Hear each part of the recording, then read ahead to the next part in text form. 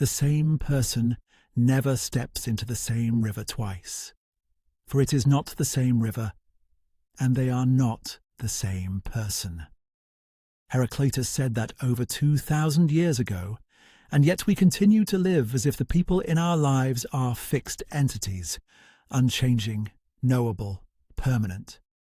Think about someone you once knew deeply, someone whose laughter you could recognize in a crowded room, whose silences you could read like a second language. Now imagine seeing them after some time has passed, maybe years, maybe just months, and feeling something unsettling. They look the same. They use the same expressions, but somewhere beneath the surface, there's a strangeness you can't quite name.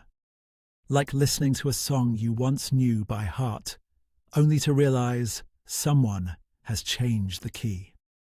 This isn't about strangers.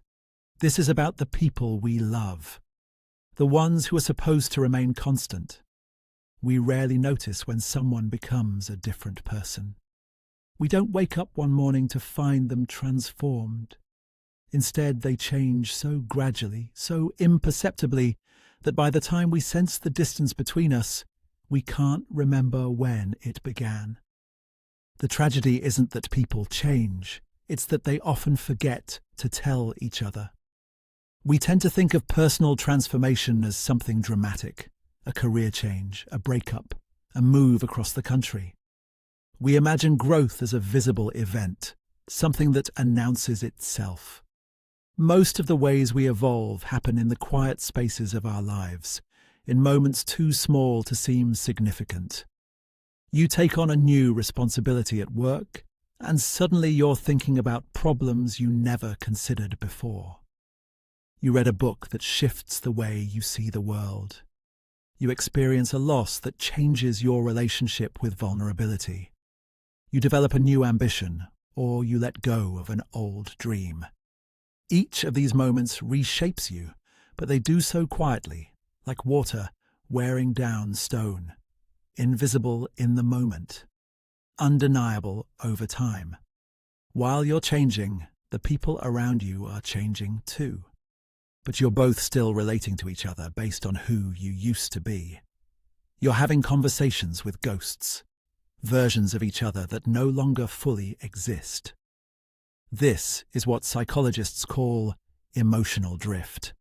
It's not caused by conflict. It's not the result of betrayal or cruelty.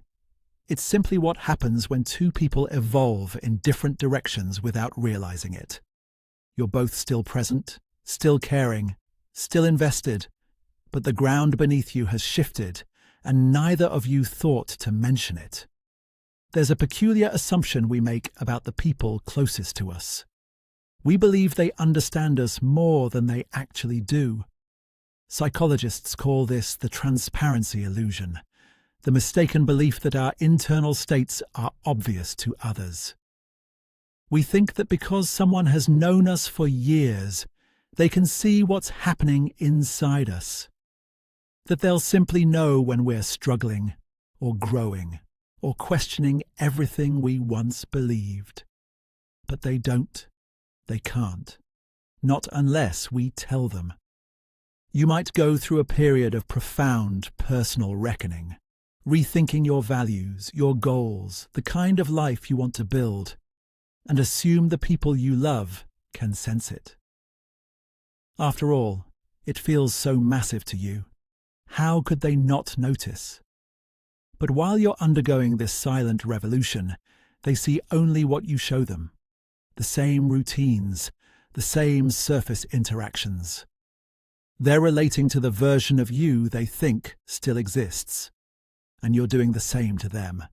You're making assumptions about who they are based on who they were the last time you truly paid attention. You're expecting them to want the same things, to think the same way, to respond as they always have. Meanwhile, they've been changing too, just as quietly, just as invisibly.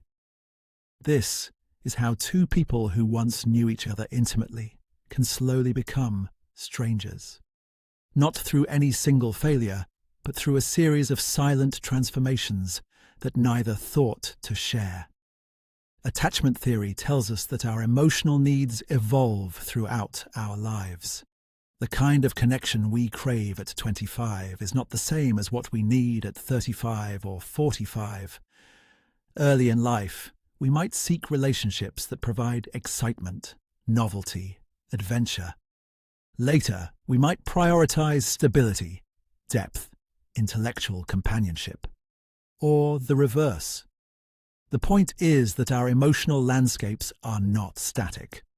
The problem is, when our needs change, we often don't communicate that shift clearly. We expect the relationship to adapt organically, as if love alone will bridge the gap. We don't realize that what we're asking for, without ever actually asking, is something fundamentally different from what the relationship was built to provide. Imagine two people who fell in love because they were both searching for freedom. They bonded over spontaneity, late-night adventures, a shared desire to reject convention.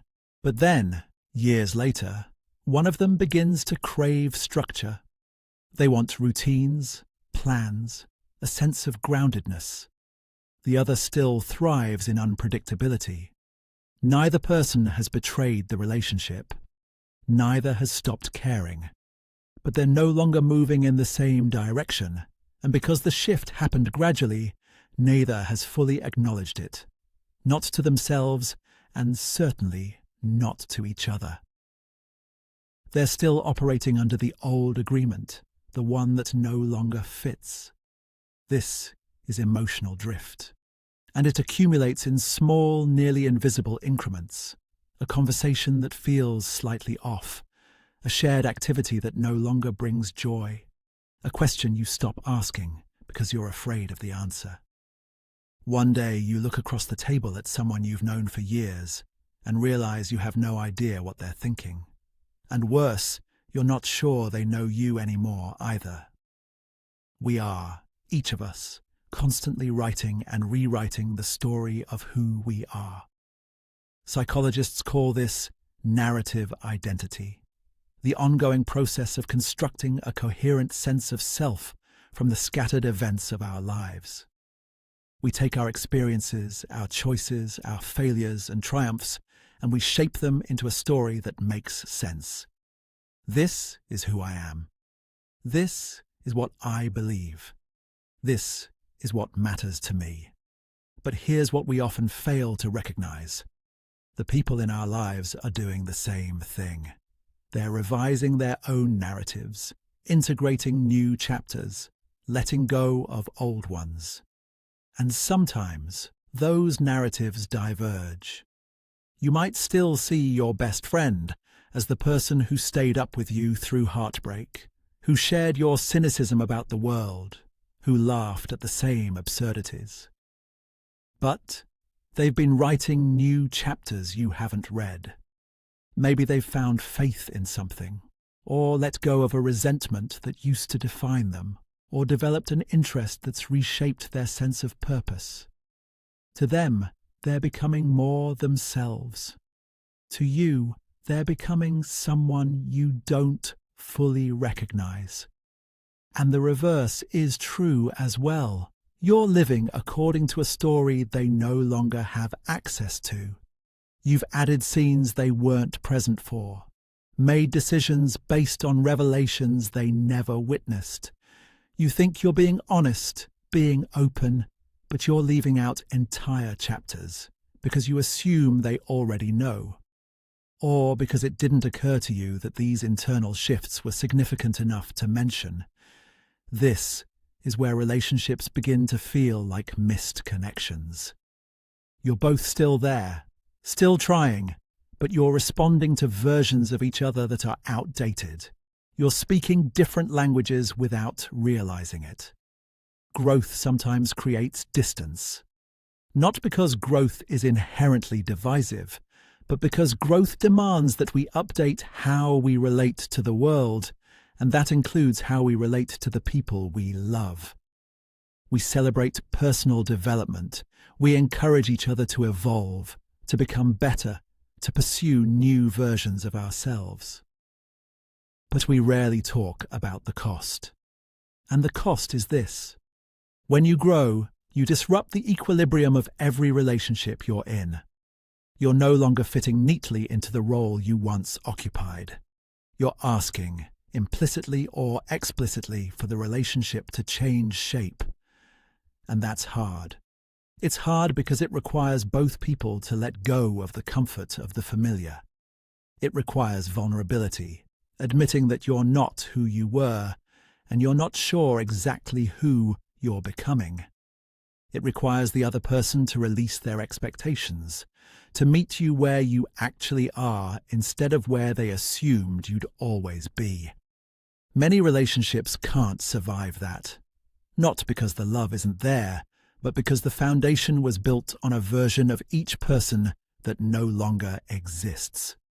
And rather than rebuild, it's easier to drift apart quietly, to tell ourselves that people just grow apart, as if it's something that simply happens, beyond anyone's control. But it's not beyond our control. The distance doesn't form because growth is inevitable. It forms because we fail to communicate the changes as they're happening. We wait until the gap is already wide before we try to explain it. And by then, it often feels too late. So what do we do with this? How do we maintain connection in a world where everyone, including ourselves, is constantly becoming someone new? The answer isn't as simple as communicate more or make time for each other, though those things matter. The deeper realization is this. Relationships are not maintained by staying the same. They're maintained by continually reintroducing ourselves to one another. Every conversation with someone you love is an opportunity to update them on who you're becoming. The belief you've been questioning, the fear you've been sitting with, the dream you've started nurturing, the way something that used to matter to you doesn't anymore, or the way something you ignored has suddenly become essential. And it works in reverse. You have to create space for the people you love to be different. You have to release your grip on who you think they are and stay curious about who they're becoming. You have to ask questions not to confirm what you already believe about them, but to discover what you might have missed. This requires humility. It requires accepting that no matter how long you've known someone, you don't have them figured out. They're not a finished story. Neither are you. And the moment you start treating them as if they are, expecting them to always respond the same way, want the same things, believe what they've always believed, you stop seeing them. You start seeing only your memory of them. Here's the paradox. The people closest to us are often the ones we update least frequently. We assume we know them. We assume they know us. And so we stop paying attention in the way we did at the beginning, when everything about them was new and required discovery. But the truth is, every person you love is becoming someone new each day, including you. And the greatest threat to connection is not change itself. It's the assumption that the people we care about have remained exactly who they used to be. We grow, we evolve. We experience things that reshape us in ways we can't always articulate. And if we're not careful, we do all of that silently, expecting the people around us to simply keep up, to intuitively understand what's shifting inside us. But they can't. Not unless we tell them. So maybe the most profound act of love is not promising to never change. It's promising to keep sharing who we're becoming, to not let the quiet transformations go unspoken, to remember that the person standing in front of us, no matter how long we've known them, is still, in some essential way, a stranger we're choosing to know again. Because you're not the same person you were yesterday, and neither are they, and the only way to bridge that distance is to stop pretending it doesn't exist. The river keeps moving. So do we. And the only question that matters is this: are we willing to step into it together, knowing it will never be the same twice?